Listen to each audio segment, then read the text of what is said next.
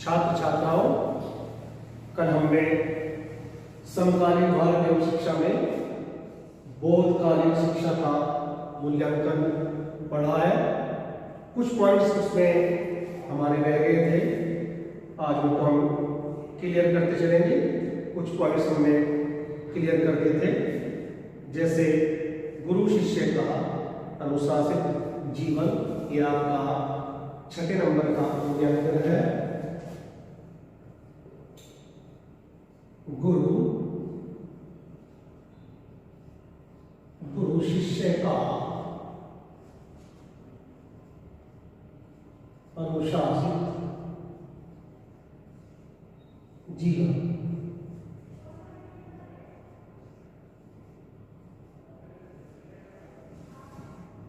7 number पर है गुरु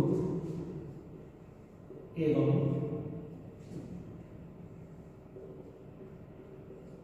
छात्रों के बीच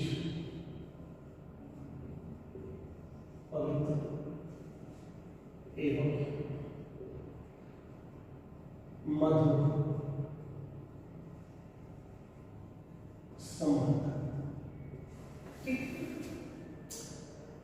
नेक्स्ट एस्पेक्ट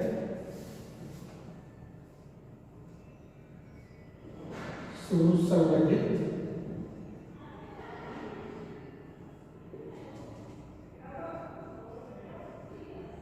शिक्षण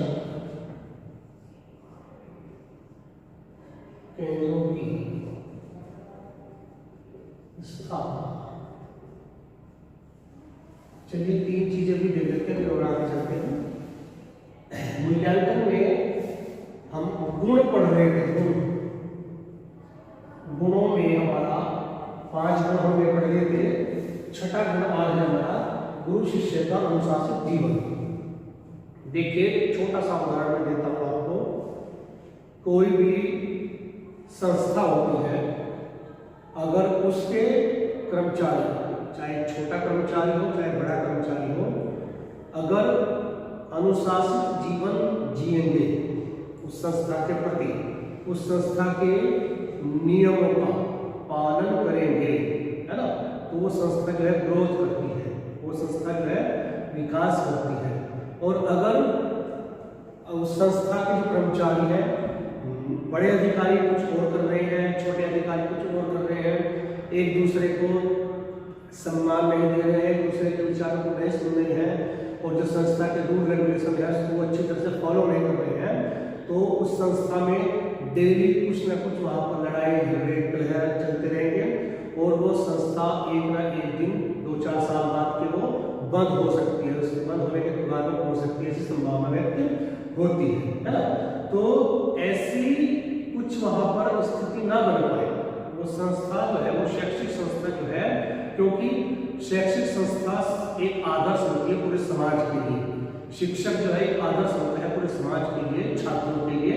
तो अगर शिक्षण संस्था में ही गुरु और शिष्य अनुशासित जीवन नहीं जिएंगे, बोध संघों का पालन अगर ढंग से वो नहीं कर पाएंगे, नियमों का पालन, तो फिर तो अन्य संस्थाओं का क्या रहेगा, समाज में जो बहुत सारी संस्थाएं का क्या रहेगा।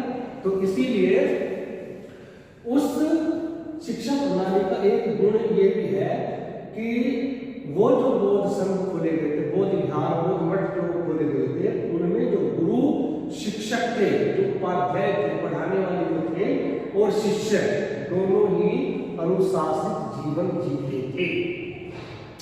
जो बोध संघों के नियम बनाए गए थे, उन नियमों का अनुपालन वो बड़ी जिम्मेदारी के साथ में करते थे, और अपना जो कर्तव्य था उनका, सुबह से शाम तक का जो भी उनका पढ़ने पढ़ाने का जो परिचर्या थी उनकी, उसमें वो अनुशासन का ही प्रमाण देते थे। दोनों के दोनों पढ़ने पढ़ाने से अलग उनको कोई भी कार्य नहीं करना होता था। तो इस प्रकार से वो संस्था जो है बहुत ग्रोथ कर गई थी। पूरे भारत में नहीं, भारत से अलग जो और भी देश थे, वहां तक भी उनकी ख्याति पहुंच चुकी थी कि वो बोध संघ जो है बहुत अच्छे तरह से बनाए गए, पढ़ रहे हैं बच्चे जो है। नेक्स्ट क्या है, गुरु एवं छात्रों के बीच पवित्र एवं मधुर अब वही बात आ जाती है, अब छोटा सा उदाहरण मैं घर के लिए देता हूँ। अगर घर में जो मुखिया होता है पिता होता है, और फिर दूसरा नंबर माता आता है, जो बच्चे होते हैं, और भी फिर अगर परिवार बड़ा हो जाता है, फिर छोटे भाई के बच्चे हो गए, है ना, भाई उसकी घरवाली हो गई, अपने माता पिता हो गए, 10-12 आदमियों का जो है वो एक परिवार बन गया है। तो जो सबसे बड़ा उसमें मुखिया होता है, वो अगर जो उनके और परिवार के सदस्य हैं उनके बीच में अगर पवित्र संबंध नहीं रहेंगे, अगर मधुर संबंध नहीं रहेंगे, तो परिवारों में क्या रहेगा? कलह क्लेश रहेगा, रोज लड़ाई झगड़े रहेंगे। कुछ दिन के बाद में वो संगठन बिखर जाएगा, परिवार जो है टूट जाएगा, वो एकल परिवार हो जाएगा, एकाकी परिवार जिसको हम कहते हैं। आज समाज में यही तो देखने को मिल रहा है वर्तमान में। हम जो है अपने जो बड़े हमारे होते हैं उनकी आज्ञाओं का पालन नहीं करते हैं, वो जो कहते हैं उनको हम सुनते नहीं है, उनको हम सम्मान नहीं देते, उनके विचारों को सुनते नहीं है। वो हम समझते हैं कि जो हमें ये कह रहे हैं हमारे बड़े जो है ये बेकार की बातें बता रहे हैं, हमारे मतलब की नहीं है ना, हमारे कमाने से संबंध इसका नहीं है। तो क्या हो रहा है? वो परिवार जो है टूट रहे हैं, जो संगठित परिवार थे वो एकाकी परिवार में टूट रहे हैं। तो फिर वही बात आ जाती है यहाँ पर भी, अगर गुरु जो है और छात्र जो है, अगर उन दोनों के बीच में पवित्र संबंध नहीं रहेंगे, मधुर संबंध नहीं रहेंगे, तो वो संस्था बिखर जाएगी, टूट जाएगी वो, है। तो ऐसी चीज वहां पर नहीं पाई जा रही है, बल्कि वो तो एक आदर्श बन रही है दूसरी संस्थाओं के लिए कि बौद्ध विहारों में क्या है कि गुरु जो है अपने बच्चों को, जो अपने छात्र छात्राओं को जो वहां पर रह रहे हैं, क्योंकि छात्रावास भी वहीं पर है, तो उनको वो स्नेह करते हैं, प्यार करते हैं, उनका हर तरह से वो सहयोग करते हैं। जिस तरह से अपने बच्चों को पिता सहयोग करता है, तो उसी तरह से वो अपने गुरु जो है वो सहयोग करते हैं अपने छात्र छात्राओं को। उनकी पढ़ाई लिखाई से संबंधित कोई समस्या हो सकती है, उनकी अपनी इंडिविजुअल व्यक्तिगत शरीर शारीरिक संबंधी कोई समस्या हो सकती है, जैसे बीमार हो जाते हैं, है ना, तो बीमारी का अलग उनका पहनने का, ओढ़ने का, खाने पीने का सारी जो है वो जिम्मेदारी गुरु के ऊपर आ जाती है, क्योंकि वहीं पर गुरु सब चीज वो देख रहा है। ऐसे ही फिर छात्र क्या करते हैं? गुरु की आज्ञाओं का पालन करते हैं, उनको सम्मान देते हैं, उनको सुनते हैं, उनको जो पढ़ाते हैं उनको अच्छी तरह से देखते हैं, है? तो दोनों के बीच में क्या है कि कोई दिक्कत ही नहीं आई, सामंजस्य दोनों में, सहयोग की भावना से जीते हैं, सहकारिता की भावना से दोनों जीते हैं, तो पवित्र संबंध वहां पर पाए जा रहे हैं। तो जब पवित्र संबंध पाए जा रहे हैं तो बौद्ध विहार जो है प्रोग्रेस ही करेगा, वो संस्था जो है वो प्रगति ही करेगी। तो किसी भी शिक्षण प्रणाली का ये एक अच्छा गुण माना जा सकता है। नेक्स्ट आता है सुसंगठित शिक्षण केंद्रों की स्थापना। सुसंगठित शिक्षण केंद्रों की स्थापना से क्या मतलब है यहाँ पर कि जैसे वर्तमान में एक सिस्टमैटिकली हमारी एजुकेशन चल रही है, कैसे? पीरियड वाइज, कक्षा वाइज, पाठ्यक्रम वाइज, है ना, सिलेबस वाइज इसको बोल सकते हैं। तो कि आज का जो हमारा चर्चा होनी है, आज की जो हमारी पढ़ाई होनी है, मतलब कहने का मतलब यह है कि टाइम टेबल बना रखा है कि सुबह अगर 9 बजे हमारा विद्यालय खुला है, 3 बजे तक खुलना है या 2 बजे तक खुलना है, उसके बीच में जितने भी पीरियड होंगे उन पीरियड में बाकायदा टीचर्स जो है अपने अपने सब्जेक्ट को लेकर के अपने अपने व्याख्यान देंगे, उपदेश देंगे, प्रवचन देंगे, लेक्चर देंगे, अपने अपने सिलेबस को वो पूरा करके चल रहे हैं अपने सफल लाइफ। क्योंकि उससे पहले की जो हम शिक्षण ये देख रहे हैं, शिक्षण कार्य हम देख रहे हैं वैदिक काल में, वहां पर ज्यादा सुसंगठित शिक्षण केंद्रों की स्थापना नहीं है। गुरु आश्रम है और वो भी 1 या 2 गुरु जो है उनको चला रहे हैं और उन्हीं में ही वो बच्चे जो है वहां पर पढ़ रहे हैं।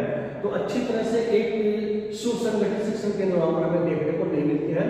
पहली बार हमें बौद्ध शिक्षा प्रणाली में सुसंगठित शिक्षण केंद्र देखने की हमें श्रेय मिल रहा है वहां पर कि बड़े बड़े क्लासरूम है, लाइब्रेरी भी है, वहां पर प्रयोगशाला भी है, खेल के मैदान भी है ना, पानी की व्यवस्था अलग है, कमरे इस तरह से बनाए गए हैं, हवादार बनाए गए हैं, रोशनीदार बनाए गए हैं, वहां पर हर मौसम में परिचित हो सकते हैं, इस तरह से वहां पर भवन जो है बनाए गए हैं।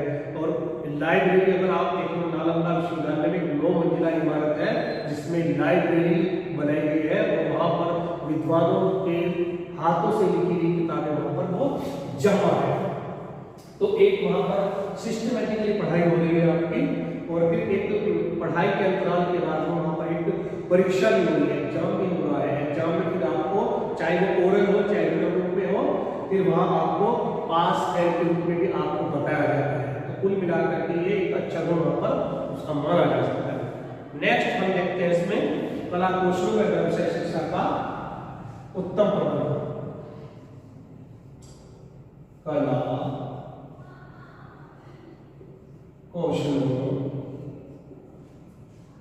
एवं व्यवसाय का उत्तम प्रबंध।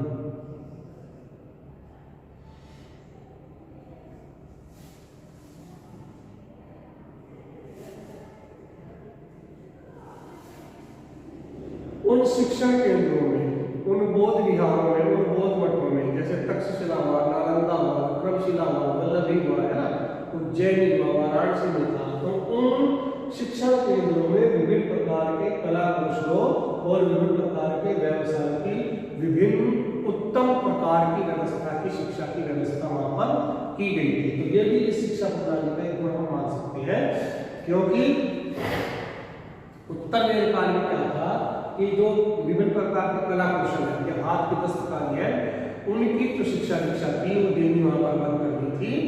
तो यहाँ पर फिर पुनः उनको खोला गया है।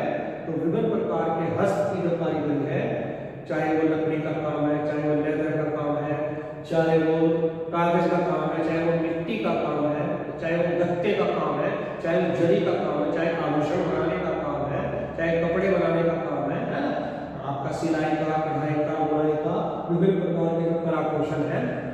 कला कौशलों में आपका बहुत सारी चीजें आ सकती है। तो उस समय जिन चीजों की आवश्यकता नहीं होगी उन्होंने उसका उत्तम प्रबंध किया है, और विभिन्न प्रकार के व्यवसाय की उत्तम व्यवस्था भी वहां पर की है।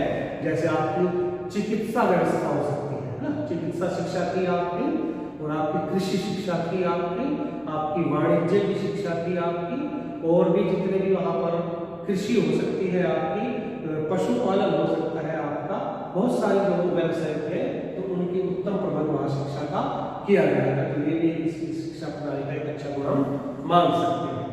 नेक्स्ट आता है इसमें संस्कार प्रधान शिक्षा। संस्कार प्रधान शिक्षा।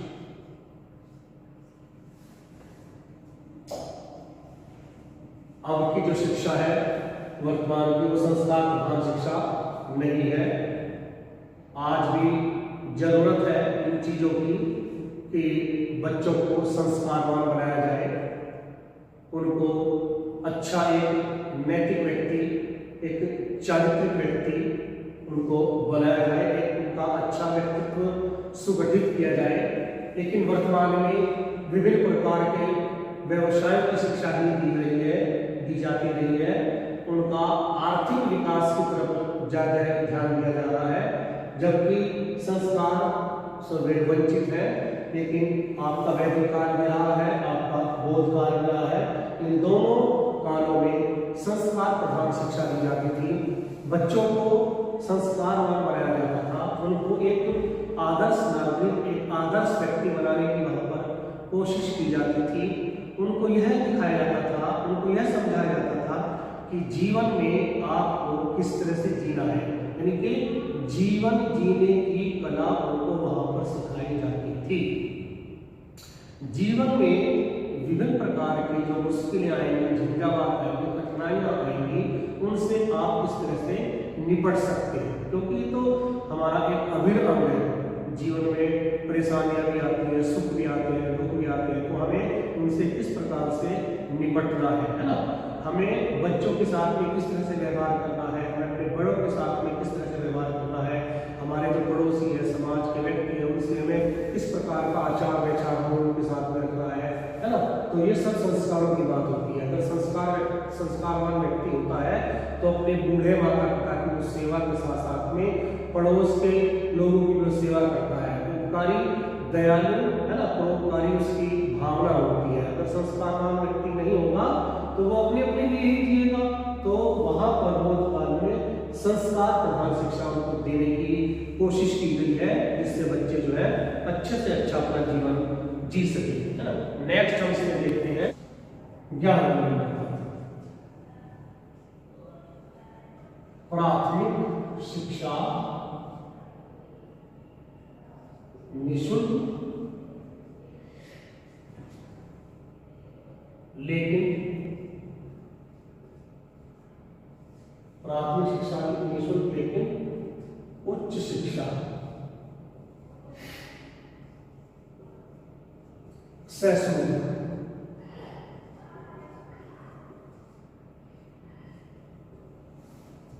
ये भी हम गुणों में गिनेंगे इसको। प्राथमिक शिक्षा निःशुल्क,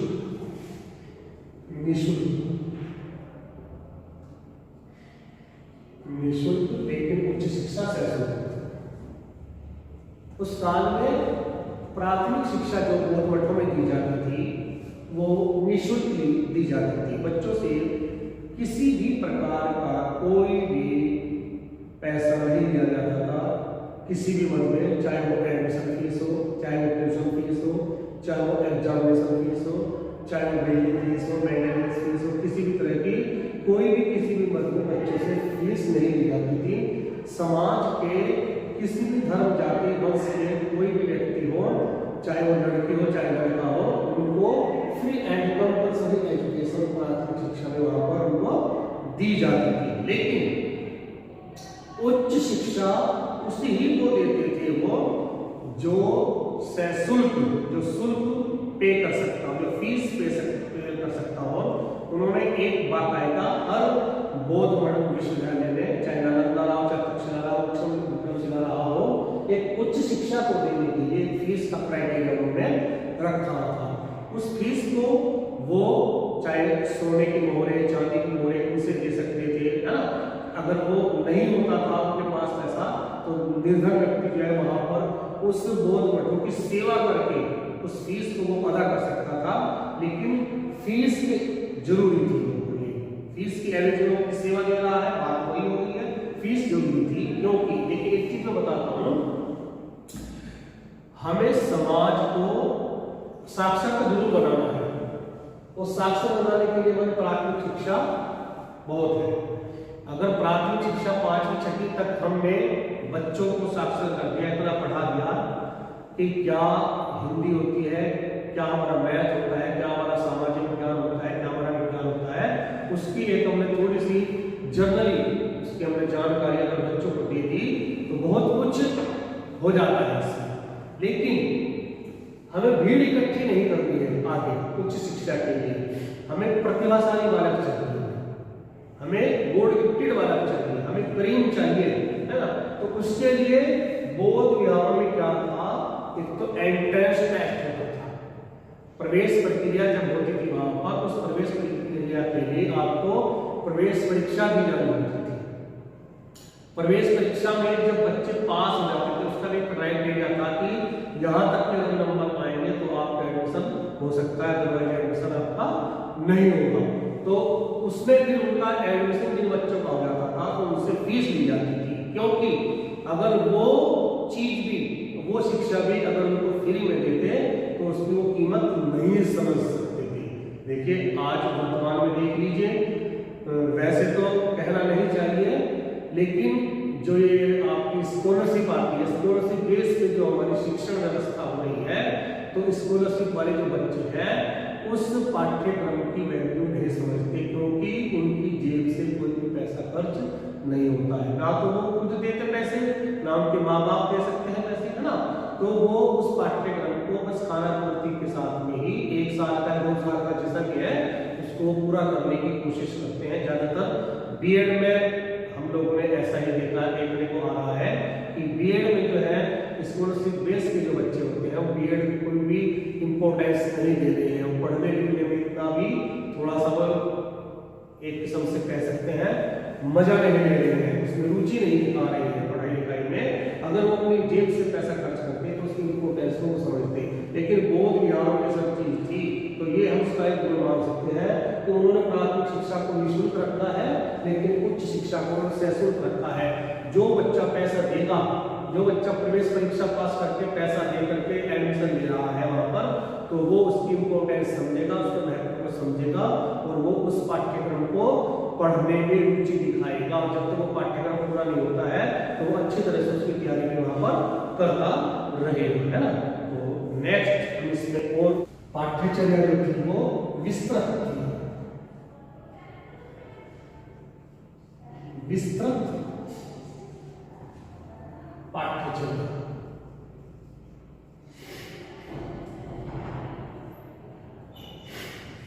विस्तृत पाठ्यचर्या, विस्तृत पाठ्यचर्या और एक होती है संकुचित पाठ्यचर्या।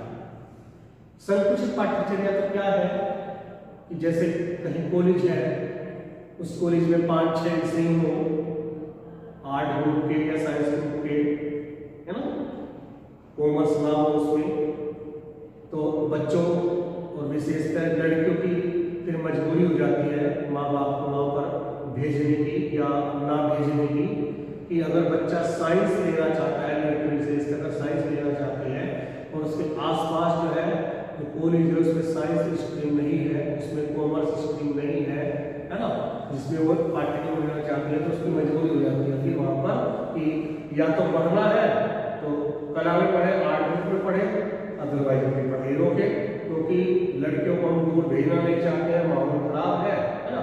तो ये सब चीजें देखने को मिलती हैं, लेकिन बौद्ध काल में ऐसी चीज आपको वहां पर देखने को नहीं मिल पाई। जो वैदिक काल में थोड़ी बहुत अगर पाठ्यक्रम में या पाठ्यचर्या में थोड़ी अगर कमी रह गई होगी, तो उन्होंने उसका भी सुधार करने की कोशिश की है। विभिन्न प्रकार के पाठ्यक्रमों को अपने यहाँ उन्होंने रखा है। कहने का मतलब यह है कि हर छात्र, हर वो सामने, हर वो शिक्षार्थी, चाहे वो लड़की रही हो चाहे लड़का रहा हो, उस जमाने में उन्होंने जिस तरह की वो शिक्षा चाहते थे, जिस तरह का वो सिलेबस चाहते थे, पाठ्यक्रम चाहते थे, जिस विषय को पढ़ना चाहते थे, वो विषय वहाँ पर हर विश्वविद्यालय में उसका पाठ्यक्रम में उसको सम्मिलित किया गया था। वो हर विषय को पढ़ सकता था, बशर्ते उसकी उसमें रुचि हो, उसमें वो योग्यता रखता हो, उसमें वो अपना इंटरेस्ट रखता हो पढ़ने में।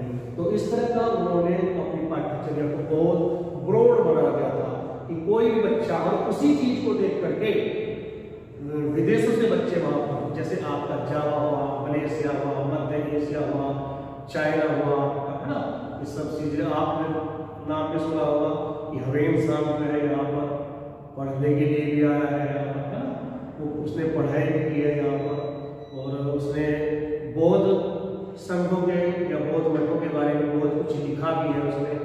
तो बहुत सारे इस तरह के विद्वान हुए हैं जो यहाँ से पढ़ करके अपने यहाँ गए हैं और उन्होंने बौद्ध धर्म का प्रचार भी किया है, बौद्ध साहित्य का भी प्रचार किया है बाहर जा करके कि ऐसे बौद्ध संघों में, बौद्ध मठों में इस तरह की पढ़ाई होती है। तो हमारे बौद्ध मठों में बहुत विस्तृत पाठ्यचर्या थी, जिससे वो बच्चे जो है प्रभावित होकर के, आकर्षित होकर के वहां पर वो पढ़ने के लिए आते थे। तो ठीक है, चलिए आज हमने उनके गुण देखे हैं, थोड़ा सा उनके दोष। सबसे पहला दोष आएगा इसमें आए थे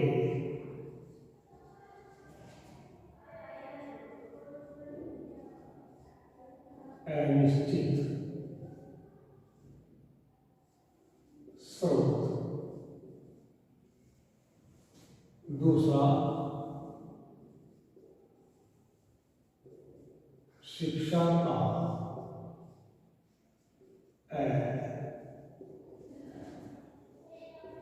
मनोवैज्ञानिक, शिक्षा की एवं वैज्ञानिक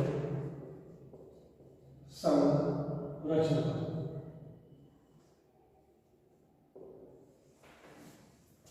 चलिए थोड़ा सा इनको देखते हैं पहले। आय के निश्चित स्रोत।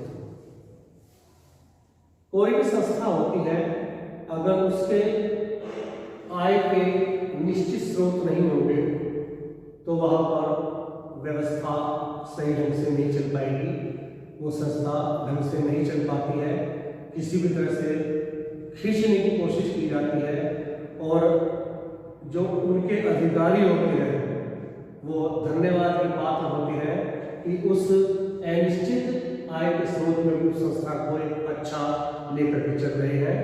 तो वैसे तो बौद्ध काल में बौद्ध संस्थाओं बहुत अच्छी तरह से प्रोग्रेस कर रही थी, लेकिन अगर वहां पर हम देखें तो आय का स्रोत निश्चित नहीं थी। निश्चित का मतलब क्या है कि वैसे तो राजा महाराजाओं का उन बौद्ध मठों को संरक्षण प्रदान था, वो उनको पैसे भी देते थे, धन संपत्ति भी देते थे, गांव भी देते थे खेती करने के लिए कि इसकी अर्निंग आप लोगों के लिए ही है।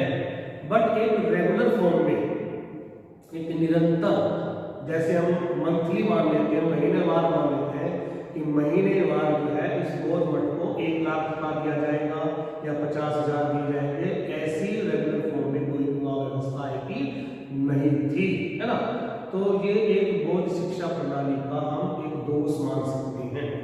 कहते हैं आज के विद्वान ये कहते हैं कि अगर आय का निश्चित स्रोत वहां पर होता तो हो सकता है वो बौद्ध मठ और ज्यादा प्रोग्रेस कर सकते थे और ज्यादा वहां पर वो तरक्की हो सकती थी।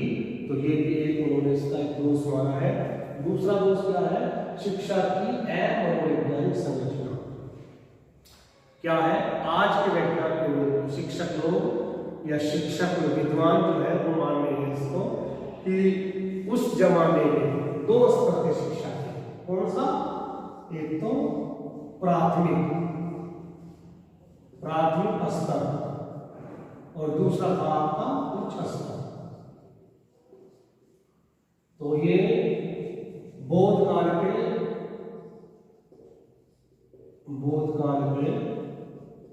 शिक्षा के स्तर थे, है?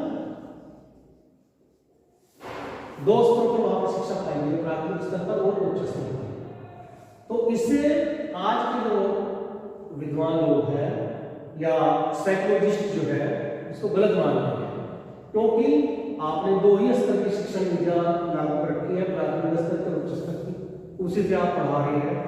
आज का जो मनोवैज्ञानिक है वो कहता है प्राथमिक स्तर में भी विभिन्न स्तर हो गए हैं, है ना। जैसे आपका प्ले ग्रुप हो